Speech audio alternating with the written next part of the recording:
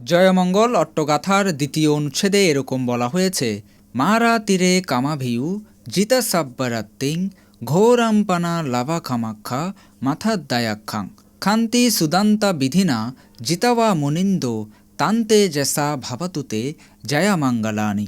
এখানে মারা তীরে কামাভিউ জিতা সাব্বারাত্তিংয়ের মধ্যে মারা শব্দের অর্থ হচ্ছে মার, আতিরেকা শব্দের অর্থ হচ্ছে অতিরিক্ত, ভিউ শব্দের অর্থ হচ্ছে ভয়, উজ্জিত্ওয়া শব্দের অর্থ হচ্ছে পরিপূর্ণ, সাব্বারাত্তিং শব্দের অর্থ হচ্ছে সারারাত।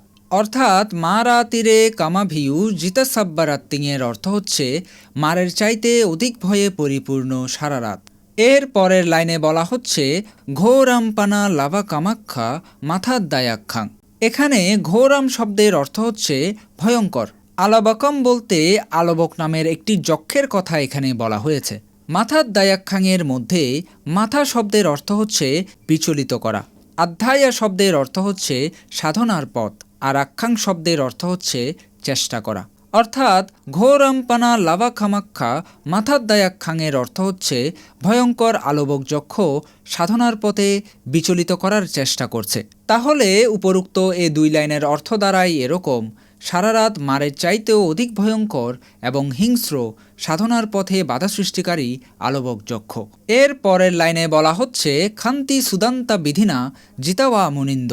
এখানে খান্তি মানে হচ্ছে খান্তি, যার মানে ধৈর্য, সুদান্তা মানে হচ্ছে সুসংযতভাবে বা সহিষ্ণুতা, বিধিনা মানে হচ্ছে প্রভাবে, জিতাওয়া মানে হচ্ছে জয় করেছেন, আর মুনিন্দ বলতে স্বয়ং বুদ্ধকে বোঝানো হয়েছে। সুতরাং খান্তি সুদান্তা বিধিনা জিতাওয়া মুনিন্দ বলতে বোঝানো হয়েছে বুদ্ধ সহিষ্ণুতা দিয়ে জয় করেছেন। এর পরের লাইনে বলা হয়েছে তান্তে জেসা ভাবাতুতে জয়ামাঙ্গালানি। এই লাইনের অর্থ হচ্ছে সেই তেজের প্রভাবে আপনার জয়মঙ্গল হোক। সুতরাং মারা তীরে কামাভিউ জিতাসাব্বরাত্তিং ঘোরাম্পানা লাভা কামাক্ষা মাথার দায়াক্ষাং খান্তি সুদান্তা বিধিনা জিতাওয়া মুনিন্দ তান্তে জেসা ভাবাতুতে জয়ামাঙ্গালানি। এই চার লাইনের সম্পূর্ণ বাংলা হয় এরকম যে সারারাত মারের চাইতেও অধিক ভয়ঙ্কর এবং হিংস্র সাধনার পথে বাধা সৃষ্টিকারী আলবক যক্ষকে যেই বুদ্ধ ধৈর্য এবং সহিষ্ণুতা দিয়ে জয় করেছিলেন, সেই তেজের প্রভাবে আপনার জয়মঙ্গল হোক। একদা ভগবান বুদ্ধ শ্রাবস্তির আলবি নামক নগরে বসবাস করছিলেন। সে সময় ভগবান বুদ্ধ ষোড়শতম বর্ষাবাস আলবি নামক স্থানের একটি বিশ্রামাগারে অবস্থান করছিলেন। সে জায়গাটি আলবক নামের এক যক্ষের অধীনে ছিল। যক্ষ যখন জানতে পারল যে বুদ্ধ তার স্থানেই অবস্থান করছেন, সেই আলবক যক্ষ বুদ্ধের সেই বিশ্রামাগারে গেলেন। যক্ষ দেখতে পেলেন বুদ্ধ গভীর ধ্যানে নিবিষ্ট। আলবক যক্ষ ক্ষিপ্ত হয়ে বুদ্ধকে ধ্যান হতে বিচ্যুতির অনেক চেষ্টা করেন। অতঃপর আলবক যক্ষ যখন বুদ্ধকে ধ্যান হতে বিচ্যুত করতে পারল না, সে বুদ্ধকে বলতে লাগল, তুমি যদি এই স্থান ত্যাগ না করো, আমি তোমাকে গঙ্গার অপর তীরে নিক্ষেপ করব, তোমার বক্ষ আমি বিদীর্ণ করব। তুমি যদি সত্যিই প্রজ্ঞাবান হয়ে থাকো, তবে আমার কিছু প্রশ্নের উত্তর দিয়ে যাও, তবেই আমি তোমাকে যেতে দেব। যক্ষের কথা শুনে ভগবান বুদ্ধ বললেন, হে আলবক যক্ষ, পৃথিবীতে এমন কোনো দেব ব্রহ্মা মনুষ্য আমি দেখি না যে আমাকে গঙ্গার অপর তীরে নিক্ষেপ করতে পারে, আমার বক্ষকে বিদীর্ণ করতে পারে। তারপরেও আমি তোমার প্রশ্নের উত্তর প্রদান করব। বলো, তুমি কি জানতে চাও? তখন আলবক যক্ষ প্রশ্ন করলেন, এই জগতে পুরুষের শ্রেষ্ঠ বিত্ত বা ধন কি? ভগবান বুদ্ধ বললেন, শ্রদ্ধাই হচ্ছে পুরুষের শ্রেষ্ঠ ধন। যক্ষ প্রশ্ন করলেন, কোন জিনিস সংগ্রহ করলে সুখদায়ক হয়? ভগবান বুদ্ধ বললেন, ধর্ম সংগৃহীত করলে সুখদায়ক হয়। যক্ষ আবারও প্রশ্ন করলেন, রসসমূহের মধ্যে সর্বাধিক রসদায়ক কি? ভগবান বুদ্ধ বললেন, সত্য হচ্ছে সর্বাপেক্ষা রসালো বস্তু। যক্ষ প্রশ্ন করলেন, কিভাবে জীবন যাপন করলে তা শ্রেষ্ঠ জীবন বলা যায়? ভগবান বুদ্ধ বললেন, প্রজ্ঞাবান পুরুষের জীবন হচ্ছে শ্রেষ্ঠ জীবন। যক্ষ প্রশ্ন করলেন, কোন উপায়ে দুঃখকে জয় করা যায়? ভগবান বুদ্ধ বললেন, বীর্যের দ্বারা দুঃখকে অতিক্রম করা যায়। যক্ষ প্রশ্ন করলেন, কোন উপায়ে পরিশুদ্ধতা লাভ করা যায়? ভগবান বুদ্ধ বললেন, প্রজ্ঞার মাধ্যমে পরিশুদ্ধতা লাভ করা যায়। যক্ষ প্রশ্ন করলেন, কোন উপায়ে প্রজ্ঞা লাভ করা যায়? ভগবান বুদ্ধ বললেন, নির্বাণ শ্রেষ্ঠ মার্গে অপ্রমত্ত এবং বিচক্ষণ হয়ে এবং ধর্মশ্রবণে আগ্রহী হয়ে প্রজ্ঞা লাভ করা যায়। যক্ষ আবারও প্রশ্ন করলেন, কোন উপায়ে ধন সঞ্চিত করা যায়? ভগবান বুদ্ধ বললেন, প্রতিরূপকারী, ধূরবান এবং উদ্যমশীল ব্যক্তি ধন লাভ করেন। যক্ষ প্রশ্ন করলেন, কোন উপায়ে কীর্তি লাভ করা যায়? ভগবান বুদ্ধ বললেন, সত্য আচরণের মাধ্যমে যশ কীর্তি লাভ করা যায়। যক্ষ প্রশ্ন করলেন, কোন উপায়ে মিত্র লাভ করা যায়? ভগবান বুদ্ধ বললেন, দানশীলতার মাধ্যমে মিত্র লাভ করা যায়। অতঃপর যক্ষ সর্বশেষ প্রশ্নটি করলেন, কোন উপায়ে পরলোকের দুঃখ লাঘব করা যায়? ভগবান বুদ্ধ বললেন, সত্য, ধর্ম, অধ্যবসায় এবং ত্যাগ, এ 4 প্রকার গুণের অধিকারী ব্যক্তি পরলোকের দুঃখ লাঘব করতে পারেন। অতঃপর ভগবান বুদ্ধের উপদেশ শ্রবণ করতে করতে আলবক যক্ষ শ্রোতাপত্তি ফলে অধিষ্ঠিত হয়েছিলেন। মূলত বুদ্ধের সাথে আলবক যক্ষের এই তর্কটিকেই জয়মঙ্গল অট্টগাথার 2য় অনুচ্ছেদে বলা হয়েছে। জয়মঙ্গল অট্টগাথার 3য় অনুচ্ছেদে বলা হয়েছে, নালাগিরিং গাজাওয়ারাং আতিমাত্তা ভূতাং দাওয়াগ্গি চাক্কা মাসানিওয়া সুদারুনান্তাং মেত্তাম্বুসেকা বিধিনা জিতাবা মুনিন্দো তান্তে জেসা ভাবাতুতে জয়ামঙ্গলানি। এখানে নালাগিরিং শব্দের অর্থ হচ্ছে নালগিরি, গাজাওয়ারাং মানে হচ্ছে হাতি। আমরা জানি যে হাতির আরেকটি প্রতিশব্দ হচ্ছে গজ। আতিমাত্তা ভূতাং মানে হচ্ছে অতিশয় উন্মত্ত হয়ে। দাওয়াগ্গি শব্দের অর্থ হচ্ছে দাবানলের মতো। চাক্কা শব্দের অর্থ হচ্ছে চক্র। মাসানিওয়া শব্দের অর্থ হচ্ছে বজ্রের ন্যায়। সুদারুনান্তাং মানে হচ্ছে ভয়ঙ্কর। তাহলে নালাগিরিং গাজাওয়ারাং আতিমাত্তা ভূতাং দাওয়াগ্গি চাক্কা মাসানিওয়া সুদারুনান্তাং। এ 2 লাইনের অর্থ দাঁড়ায় এরকম যে নালগিরি নামের দাবানলের চাকার মতো ভয়ঙ্কর হস্তি। এর পরের লাইনে বলা হয়েছে, মেত্তাম্বুসেকা বিধিনা জিতাবা মুনিন্দো। এখানে মেত্তাম্বু মানে হচ্ছে মৈত্রী। সেকা শব্দের অর্থ হচ্ছে সিঞ্চন করা বা ছিটানো। বিধিনা শব্দের অর্থ হচ্ছে প্রভাবে। জিতাওয়া মানে হচ্ছে জয় করা এবং মুনিন্দ মানে হচ্ছে স্বয়ং বুদ্ধ। তাহলে মেত্তাম্বুসেকা বিধিনা জিতাওয়া মুনিন্দ শব্দের অর্থ হচ্ছে বুদ্ধ মৈত্রী এবং করুণার প্রভাবে জয় করেছেন। এর পরের লাইনে বলা হচ্ছে, তান্তে জেসা ভাবাতুতে জয়ামঙ্গলানি, অর্থাৎ সেই তেজের প্রভাবে তোমার জয়মঙ্গল হোক। সুতরাং নালাগিরিং গাজাওয়ারাং আতিমাত্তা ভূতাং দাওয়াগ্গি চাক্কা মাসানিওয়া সুদারুনান্তাং মেত্তাম্বুসেকা বিধিনা জিতাওয়া মুনিন্দো তান্তে জেসা ভাবাতুতে জয়ামঙ্গলানি। এই 4 লাইনের অর্থ এটাই দাঁড়ায় যে ভগবান বুদ্ধ দাবানলে থাকা চক্রের মতো ভয়ঙ্কর উন্মত্ত হাতিকে মৈত্রী করুণা দিয়ে জয় করেছেন, সেই তেজপ্রভাবে তোমার জয়মঙ্গল হোক। একসময় মগধরাজ অজাতশত্রুর হস্তিশালায় নালগিরি নামে একটি বৃহৎ হস্তি ছিল। ভগবান বুদ্ধের অবর্তমানে সঙ্গের অদ্বিতীয় ক্ষমতার অধিকারী হবার জন্য দেবদত্ত অজাতশত্রুর সাথে চক্রান্ত করে ভগবান বুদ্ধের জীবন বিনষ্ট করার কয়েকবার ব্যর্থ চেষ্টা করেন। যেই মানুষগুলোকে বুদ্ধের জীবন নাশ করার জন্য প্রেরণ করা হতো, তারা বুদ্ধের শরণাপন্ন হয়ে বুদ্ধের অনুসারী হয়ে জীবনযাপন করতে থাকে। কয়েকবার ব্যর্থ হবার পর দেবদত্ত এবার চিন্তা করল, এবার আর মানুষ নয়, পশু দিয়ে বুদ্ধকে হত্যা করে আমি বুদ্ধের পদ দখল করব। অতঃপর একদিন দেবদত্ত অজাতশত্রুর সাথে মিলে হস্তিশালার সেই নালগিরি নামের হাতিকে অধিক পরিমাণে মদ্যপান করায়। অতঃপর ভগবান বুদ্ধ যেই পথে পিণ্ডাচরণ করেন, সে পথেই নালগিরি নামের হস্তিকে ছেড়ে দিল। উন্মত্ত হস্তি দ্রুতগতিতে বুদ্ধের দিকে এগিয়ে আসতে থাকে। সকলেই প্রাণভয়ে এদিক সেদিক পালিয়ে যেতে লাগলো। ভিক্ষুসঙ্গ বারবার বুদ্ধকে সরে যাওয়ার জন্য অনুরোধ করতে লাগলেন, কিন্তু বুদ্ধ হস্তির দিকেই এগিয়ে যেতে লাগলেন। নালগিরি হস্তি যখন ভগবান বুদ্ধের অতি সন্নিকটে চলে আসে, তখন আনন্দস্থবির বুদ্ধের পথ রোধ করে বুদ্ধকে সামনে না যেতে অনুরোধ করেন। তখন ভগবান বুদ্ধ বললেন, হে আনন্দ, বুদ্ধগণের কখনো অকাল মৃত্যু হয় না। এই বলে ভগবান বুদ্ধ আবারও সামনের দিকে এগিয়ে যেতে থাকেন। এক পর্যায়ে হস্তি আর ভগবান বুদ্ধের দূরত্ব যখন কমে আসে, সেই হস্তি ভগবান বুদ্ধকে আক্রমণের চেষ্টা করে। কিন্তু হস্তি দেখতে পেলেন যে বুদ্ধ তাকে আক্রমণের কোনো চেষ্টা বা পলায়নও করছে না। উল্টো ভগবান বুদ্ধ সেই হস্তির মস্তকে হাত রেখে মৈত্রী পোষণ করছেন। ভগবান বুদ্ধের মৈত্রী করুণার প্রভাবে সেই হস্তির মন শান্ত হয়ে যায়। তার মধ্যে মদ্যপানের যেই প্রভাব ছিল তাও ধীরে ধীরে কমে যায়। অতঃপর সেই নালগিরি হস্তি হাঁটু গেড়ে বসে বুদ্ধের চরণ স্পর্শ করে। অতঃপর তথাগত বুদ্ধ বলতে লাগলেন, হে গজরাজ, বুদ্ধগণকে উৎপীড়ন করিও না।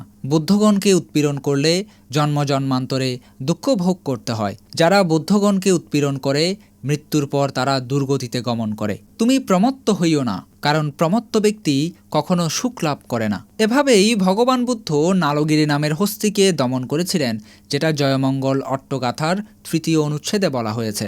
জয়মঙ্গল অট্টগাথার 4র্থ অনুচ্ছেদে বলা হয়েছে, উক্কিত্তা খাগ্গা মাতিহাত্তা সুদারুনান্তাং ধাওয়ন্তীয় জানাপাথাং গুলিমালাবান্তাং ইদ্দি বিসাং খাথামানো জিতাওয়া মুনিন্দো তান্তে যসা ভাবাতুতে জয়া মঙ্গলানি। এখানে উক্কিত্তা খাগ্গা মাতিহাত্তা সুদারুনান্তাং, এই লাইনের মধ্যে উক্কিত্তা মানে হচ্ছে উঁচিয়ে ধরা, খগ্গ মানে হচ্ছে খর্গ বা যেটাকে আমরা বলি তলোয়ার, মাতি শব্দের অর্থ হচ্ছে মন বা সংকল্প, আর হাত্তা শব্দের অর্থ হচ্ছে হাত। সুদারুনান্তাং শব্দের অর্থ হচ্ছে নিদারুণ বা অত্যন্ত ভয়ঙ্কর, আর আন্তাং মানে হচ্ছে ব্যক্তি। তাহলে উক্কিত্তা খাগ্গা মাতিহাত্তা সুদারুনান্তাং এই লাইনের অর্থ দ্বারা এরকম যে হাতে খড়গ উঁচিয়ে দাঁড়িয়ে থাকা ভয়ঙ্কর ব্যক্তি। এর পরের লাইনে বলা হচ্ছে ধাওয়ান্তীয় জানাপাথাং গুলিমালাবান্তাং। এখানে ধাবান্তি মানে হচ্ছে ধাবমান, অর্থাৎ দৌড়াতে থাকা ব্যক্তি।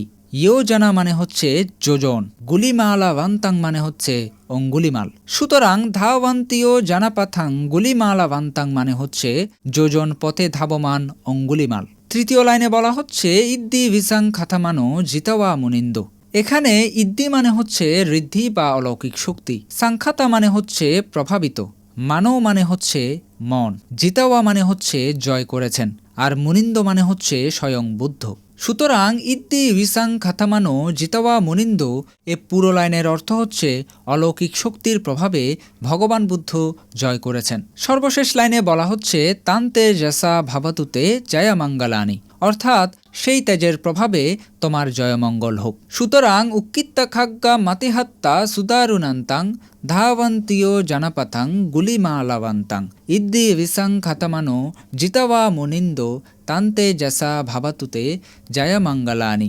এই 4 লাইনের সম্পূর্ণ অর্থ দ্বারাই এরকম যে ভগবান বুদ্ধ যোজন পথে ধাবমান হাতে তলোয়ার উঁচিয়ে ধরা অত্যন্ত ভয়ঙ্কর অঙ্গুলিমালকে অলৌকিক শক্তির প্রভাবে জয় করেছিলেন, সেই তেজের প্রভাবে তোমার জয়মঙ্গল হোক।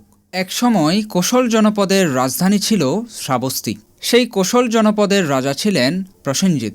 সেই জনপদের রাজদরবারের পুরোহিতের নাম ছিল রাজভর্গব। চোর নক্ষত্রে সেই ব্রাহ্মণের ঘরে এক সন্তানের জন্ম হয়। পুরোহিত গণনা করে জানতে পারলেন সেই ছেলে একসময় মানুষ হত্যা করবে। এটা জানার পর পুরোহিত রাজভর্গব সেই সন্তানকে হত্যা করতে চাইলেন। তখন রাজা প্রসেনজিৎ পুরোহিতকে বাধা দিয়ে বললেন, অমঙ্গল আসলে কেউ ঠেকাতে পারবে না। এই শিশুটিকে যাতে সকল প্রকার বিদ্যাশিক্ষা দিয়ে বড় করা হয়, রাজা এমন আদেশ দিলেন। অতঃপর সকল প্রকার দোষমুক্ত করে সেই সন্তানের নাম রাখা হয় অহিংসক। অহিংসকের সুন্দর আচরণে বাল্যকালেই সে সকলের প্রিয় হয়ে ওঠে। ধীরে ধীরে সকলেই তাকে নিয়ে পুরোহিতের গণনার কথাটি ভুলে যায়। সময়ের পরিক্রমায় বাল্যকাল কাটিয়ে যৌবনে পদার্পণ করলে অহিংসকের মাতাপিতা তাকে শাস্ত্রবিদ্যায় পারদর্শী করতে তৎকালীন এক বিখ্যাত আচার্যের নিকট প্রেরণ করেন। অল্প সময়ের মধ্যে অহিংসক সকল প্রকার শাস্ত্রবিদ্যা আয়ত্ত করেন। তিনি তার গুরুর নিকট অত্যন্ত প্রিয় শিষ্য ছিলেন। এ কারণে অন্যান্য শিষ্যরা খুবই ঈর্ষান্বিত হয়ে পড়েন, যার কারণে তারা অহিংসককে নিয়ে গুরুর কান ভারী করতে শুরু করলেন। অহিংসক গুরুকে হত্যা করে গুরুর জায়গা দখল করতে চাইছেন এমন কুৎসা রটাতে শুরু করলেন। শুরুতে গুরু তাদের কথা বিশ্বাস করলেন না, কিন্তু তার শিষ্যরা গুরুকে বিশ্বাস করানোর জন্য কয়েক ভাগে বিভক্ত হয় এবং একসময় এসে এক একজন অহিংসকের বিরুদ্ধে বলতে শুরু করে। তখন গুরু ভাবতে শুরু করে যে সবাই যখন এই কথা বলছে তখন এর মধ্যে হয়তো কিছুটা সত্যতা থাকতে পারে। অহিংসক আমার সকল শাস্ত্রবিদ্যা আয়ত্ত করেছে, আমাকে হত্যা করে এই আশ্রম দখল করা তার পক্ষে সম্ভব হতে পারে। আমাকে অবশ্যই এই ব্যাপারে ব্যবস্থা নিতে হবে। অতঃপর একদিন গুরু অহিংসককে ডাকলেন। অহিংসক গুরুর চরণ স্পর্শ করে তার পাশে বসলেন। তখন গুরু তাকে বললেন, হে অহিংসক, তোমার শিক্ষা সমাপ্ত হয়েছে, আমি তোমার কাছ থেকে গুরু দক্ষিণা চাই। তখন অহিংসক বললেন, আপনি যা চান আমি তাই দিতে রাজি আছি। তখন গুরু বললেন, আমাকে এই জনপদের 1000 মানুষের বৃদ্ধাঙ্গুলের মালা বানিয়ে দিতে হবে, এটাই হবে আমাকে দেওয়া তোমার গুরু দক্ষিণা। অহিংসক বললেন, মানুষের আঙ্গুল কাটতে হলে তাকে হত্যা করতে হবে, এটা তো মহাপাপ। গুরু বললেন, আমি অত কিছু বুঝি না, তুমি আমাকে গুরু মানলে এ কার্য তোমাকে অবশ্যই সম্পাদন করতে হবে। অতঃপর কোনো উপায়ান্তর না দেখে অহিংসক রাজি হয়ে গেলেন। গুরুকে প্রণাম করে অহিংসক একটি খড়গ নিয়ে বের হয়ে পড়লেন শ্রাবস্তীর সেই জনপদের দিকে। অতঃপর জনপদের এক অরণ্যের মধ্যে সে অবস্থান করতে শুরু করলো। সেই অরণ্য দিয়ে যারা যাতায়াত করত, অহিংসক তাকে হত্যা করে বৃদ্ধাঙ্গুল কেটে নিয়ে মালা বানিয়ে গলায় পরে নিত। এভাবে ধীরে ধীরে যখন সেই অরণ্যে যাওয়া মানুষ আর ফিরে আসতো না, মানুষের মধ্যে ভীতির সৃষ্টি হতে লাগলো। ধীরে ধীরে মানুষ সেই পথ দিয়ে যাতায়াত করা বন্ধ করে দেয়, তারা অন্য পথ দিয়ে যাতায়াত করতে শুরু করে। কিন্তু অহিংসক সেই পথ বেছে নেয় মানুষ হত্যার জন্য। এভাবে মানুষ হত্যা করে আঙ্গুল কেটে নেওয়ার কারণে জনপদের মানুষজন তাকে অঙ্গুলিমাল ডাকতে শুরু করেন। অঙ্গুলিমাল মানুষ চলাচলের পথ বেছে নিয়ে হত্যা করা শুরু করলে শ্রাবস্তীর সকল জনপদে মানুষের যাতায়াত বন্ধ হয়ে যায়। এক পর্যায়ে মানুষজন ক্ষুব্ধ হয়ে রাজা প্রসেনজিতের কাছে অভিযোগ জানায়। রাজা প্রসেনজিৎ বিষয়টি অঙ্গুলিমালের পিতা ভর্গব ব্রাহ্মণকে জানায়। তখন তার পিতা বললেন, এমন পুত্রের আমার কোনো প্রয়োজন নেই, আপনার যা ইচ্ছা আপনি ব্যবস্থা নিতে পারেন। তখন রাজা প্রসেনজিৎ তার সৈন্যদেরকে আদেশ দিলেন, যেভাবেই হোক জীবিত অথবা মৃত অঙ্গুলিমালকে যাতে বন্দি করে আনা হয়। রাজার এই ঘোষণা শুনে অঙ্গুলিমালের মাতার হৃদয় কম্পিত হয়ে ওঠে। পুত্রের জীবন বাঁচাতে অঙ্গুলিমালের মাতা মন্তানি ছুটে গেলেন সেই অরণ্যের দিকে। সেই অরণ্যে খুঁজতে থাকলেন অঙ্গুলিমালকে। এদিকে ইতোমধ্যেই অঙ্গুলিমাল 999 জন মানুষ হত্যা করে তাদের বৃদ্ধাঙ্গুলি সংগ্রহ করে ফেলেছিলেন।